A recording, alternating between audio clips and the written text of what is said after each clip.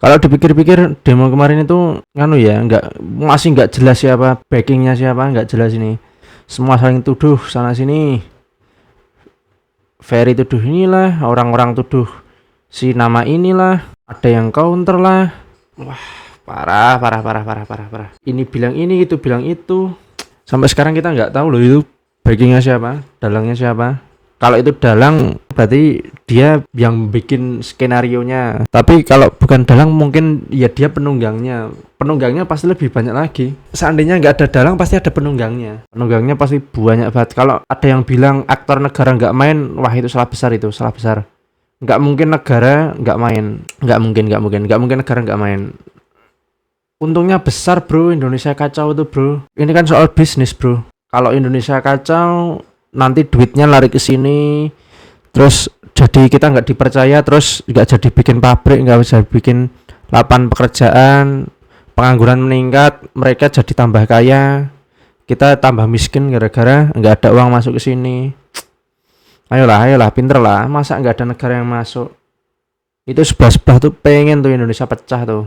Kalau nggak pecah ya paling nggak pemerintahnya nggak stabil lah, biar konflik terus, biar mereka yang dapat orderan terus menerus dari negara-negara luar yang selama ini jadi klien kita. Sawit kita kejual di mana, terus pesaing kita siapa, ayolah berpikirlah. Ayo, pinter, pasti pinter kok, pasti tahu kok minyak kita gimana, beli dari mana. Wah ini bapaknya yang ngantuk nih, masa nih bubuk di acara TV coy. Emangnya Mas Ferry bilang siapa toh yang jadi dalang ya? Iya, penjahatnya bukan kalian, aku tahu. Aku juga setuju soal ini sama Pak Ferry ini. Yang di jalanan itu cuma pion itu. Nggak mungkin playmakernya, grand plan-nya yang nyusun segala macam di lapangan itu nggak mungkin lah. Mereka kan punya uang banyak ya, tinggal nyuruh orang lah. Entah nyuruh dari sisi atau dari sisi pendemo ya terserah. Yang penting mereka nggak mungkin turun ke jalan lah. Yang turun ke jalan tuh rata-rata ya orang-orang yang pengen perubahan real atau mereka yang dibayar. Ngapain yang kaya-kaya turun? Wah, kata-katanya sadis. Bung Ferry Irwandi sedang memasak.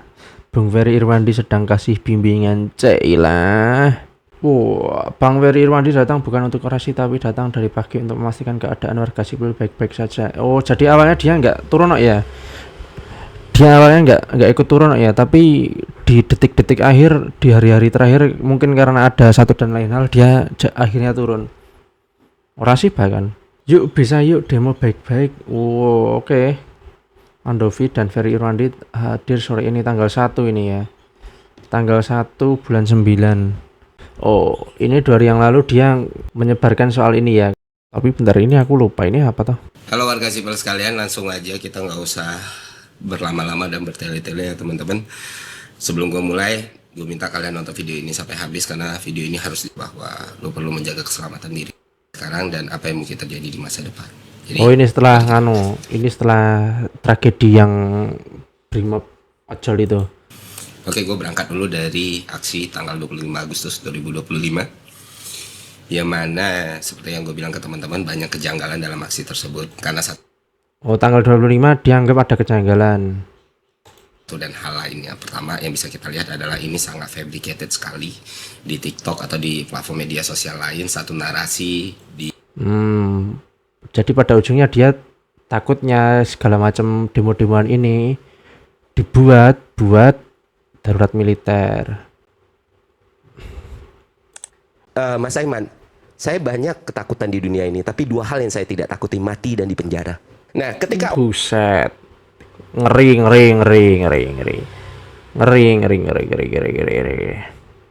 Nggak takut mati dan dipenjara. Waduh, sadis. Apa ya?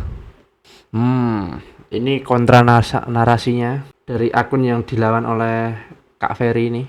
Oh, ini yang waktu ini bapak ini keluar. Ya beginilah, dalam sebuah kekacauan pasti ada yang saling tuduh. Ini tuduh inilah, ini tuduh itulah, macem-macem. Aku sendiri sampai sekarang juga nggak percaya siapa-siapa ini. Oh, briefing itu ini. Oh, warna-warna perlawanan, cailah yang gerak nih ini. Watchdog Gimana bacanya? Kurasa enggak ada dalang di sini, kurasa. Atau mungkin juga ada dalang, aku nggak tahu aja. Tapi yang pasti penunggangnya banyak banget ini, penunggangnya. Yang nunggangi banyak banget, nggak cuma 1-2 ini. Banyak banget. Yang ngobrol-ngobrol banyak banget. Yang meninggal 7 atau 6 ya tadi ya. Wah, lupa aku. Yang meninggal 7 atau 6 gitu. Atau berapa ya, nggak tahu aku. Oh, ini lihat apa ini? 17 plus 8. Tuntutan rakyat, transparansi, reformasi, empati. Ini siapa yang buat ini ya? Yang buat siapa toh? Yang buat siapa nih? Desainnya lumayan bagus kok. Yang buat siapa nih? Yang buat siapa nih? Dalam sebuah kerusuhan tuh nggak mungkin ada aktor negara yang tidak terlibat. Negara-negara yang mungkin akan diuntungkan dengan adanya konflik di suatu negara lain, itu pasti mereka akan ikut campur. Nggak mungkin nggak. Indonesia mau maju, ya pasti diganggu-ganggu sama orang-orang negara luar. Nggak mungkin nggak. Pasti. Entah bayar influencer lah, entah bayar menteri inilah, entah bayar agen inilah, agen itulah, bayar LSM inilah, bayar LSM itulah, macam-macam, bayar organisasi inilah, organisasi itu. Nggak mungkin nggak. Negara itu kaya bos, mereka nggak butuh uang 1 juta 2 juta 1 M 2 M, nggak butuh mereka mainannya lebih dari itu men. Apa Indonesia nggak pernah main? Ya pernah. Ini bisa sampai ke Singapura, ngapain coba?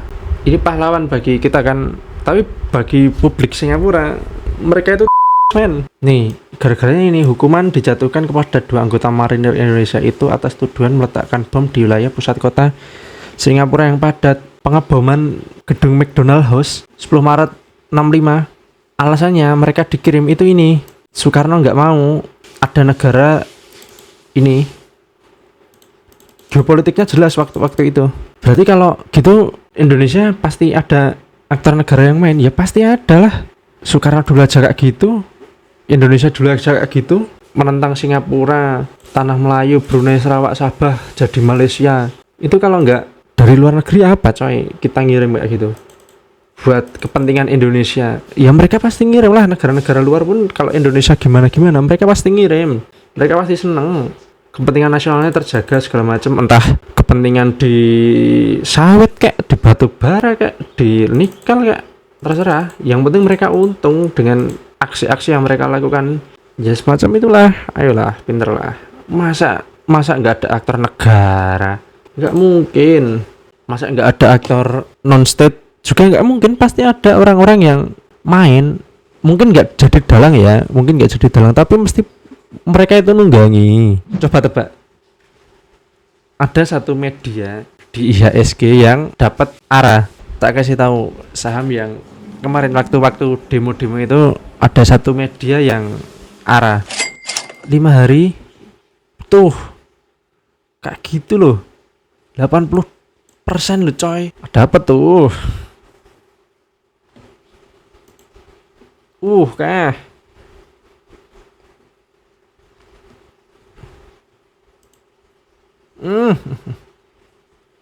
Selamat ya.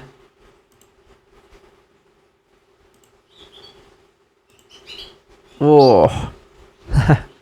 lah.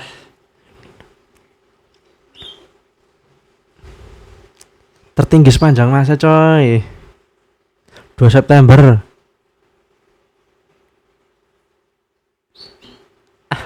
Selamat ya. Yang lain gimana? Oke, kita coba yang lain. Apa ya?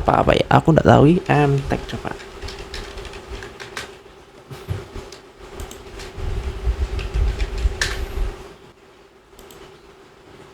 Ini juga naik. Ada apa tuh? Apalagi? SCM naik. Panen coy. MNZ naik sehari doang sih, kasihan sih. Kalau kamu paham kenapa kok ini bisa lebih tinggi, itu bisa lebih tinggi, ya coba berpikir, masing-masing berpikir saja sendirilah. Ya.